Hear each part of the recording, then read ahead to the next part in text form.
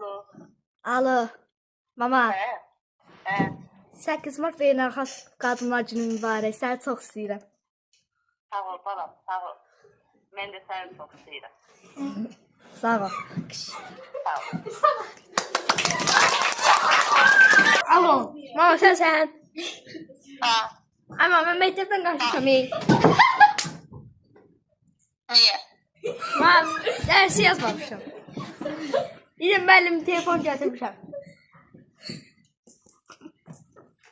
Deyirəm, mən zarafat deyirəm. Zarafat deyirəm. Beynəlxalq Qadınlar Günü mübarək olsun. Səni çox istəyirəm.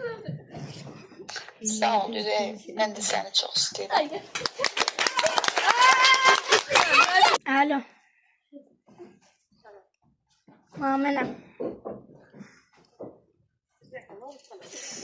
Mama, 8 Mart Qadınlar Günü mübarək. Səni təbrik edirəm. Çox sağ ol canım. Mən də səni təbrik edirəm. Mən səni çox istəyirəm. Mən də səni çox istəyirəm. Sən mən hər şeyimsən. Sağ ol. Alo. Mama, Sağ ol. səni çox istəyirəm. Səni çox istəyirəm ama qurban. Bayramın mübarək. Sağ ol mama qurban. Sizin də bayramınız mübarək. Alo. Alo hocam. Mən bu dünyaya gətirən ruh. Sənin Qadınlar Gününü təbrik edirəm. Kim ne zengin demişim besme? Yəni müəllimə gəl. Aga.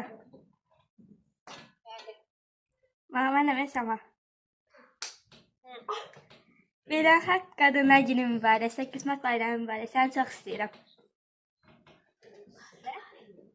Səni çox istəyirəm. 8 Mart bayramı mübarək. Ben de seni çok istəyirəm gülüm. Sağ ol mama. Salam balam. Mama 8 Mart Qadınlar Bayramını təbrik edirəm. Səni çox sevirəm. Sağ ol balam. Ben de seni təbrik edirəm.